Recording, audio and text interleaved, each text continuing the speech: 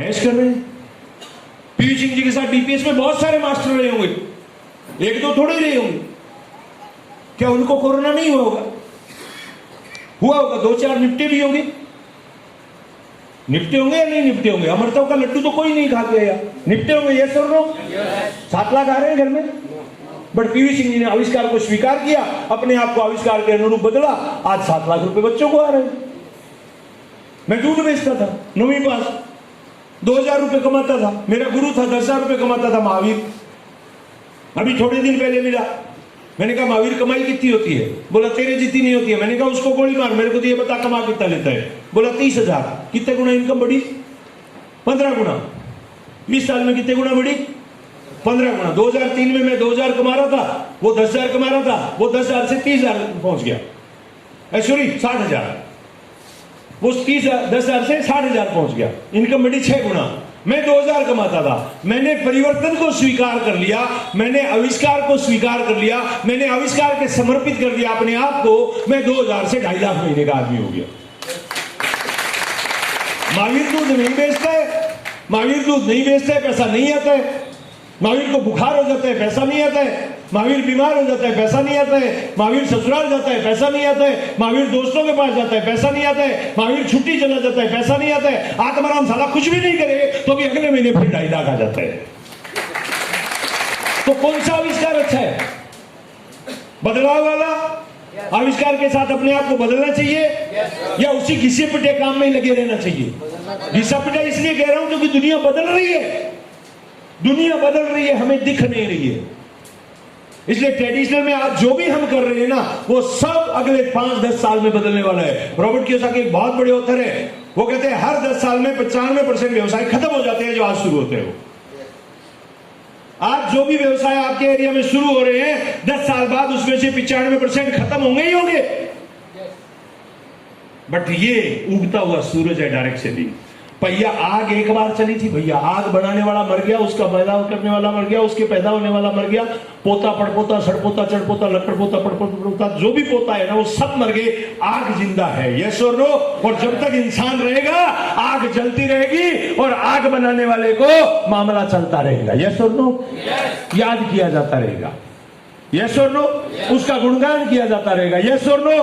पहिया बनाने वाला कभी का चला गया भैया, बट दुनिया को एक ऐसी चीज दे के चला गया जिससे पूरी दुनिया आज भी उसके बच्चे खुशी खुशी घूम रहे। क्यों? पहिया बनाने वाला हमारा ही तो कोई दादा रहा होगा ना, आग बनाने वाला कोई हमारा ही तो दादा रहा होगा ना। दादा तो गया बट हमारा जीवन सुलभ कर गया, यस और नो?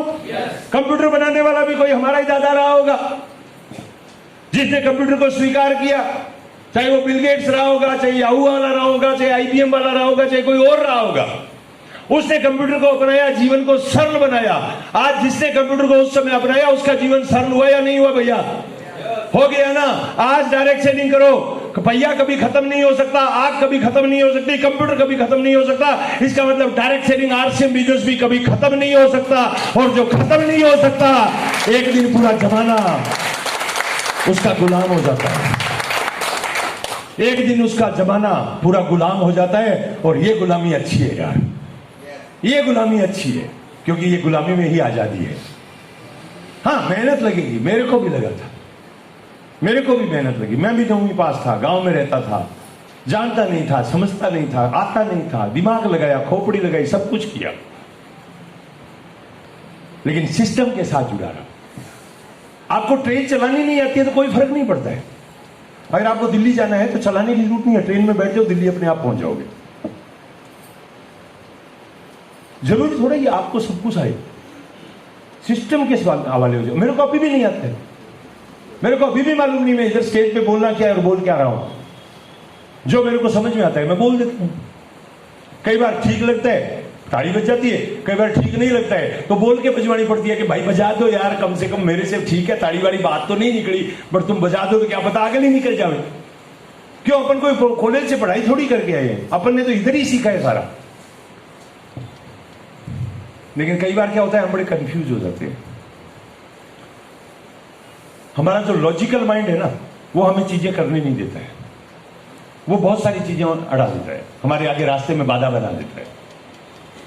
एक सवाल पूछूं आपसे, सारे पढ़े लिखे बुद्धिमान लोगों को बड़ा आसान सा सवाल है, जवाब दोगे जल्दी से, लेकिन वो सारे लोग चुप रहेंगे जो जांजगीर में इस सवाल का जवाब दिए थे, क्योंकि वो फिर गड़बड़ कर देते हैं बीच में।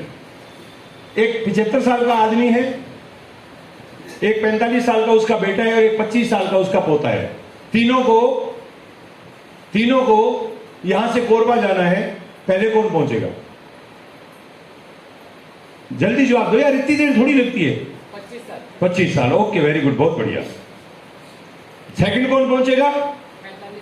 45 साल। थर्ड कौन पहुंचेगा? पागल है क्या वो तीनों लोग? वो कार लेके नहीं जा सकते, तीनों एक साथ पहुंच सकते हैं। यानी अगर वो सिस्टम को अपना ले तो तीनों एक साथ जा सकते हैं, और अगर सिस्टम को नहीं अपनाए तो पता नहीं पहले कौन और बाद में कौन जा सकता है। यस और नो? हमारे साथ भी तकलीफ यही है। ये तो ज्यादा पढ़े लिखे है, इंजीनियर है, इसलिए जल्दी टेक्निकल चलेगी। ये तो लोको पायलट है, गाड़ी भगाते हैं, वैसे आरसीएम को भगाया, टेक्निकल चले गए। ये तो बेरोजगार है, इसलिए चला गया, इसके पास टाइम फालतू है।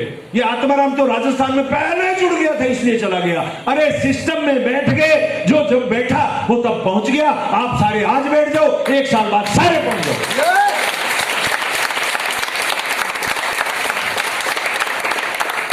क्यों अपना माथा लगा रहे हो? सिस्टम में बैठ जाओ ना, ट्रेन में बैठ जाओ, कोरबा सारे लिंक में एक ही साथ पहुंच जाओगे।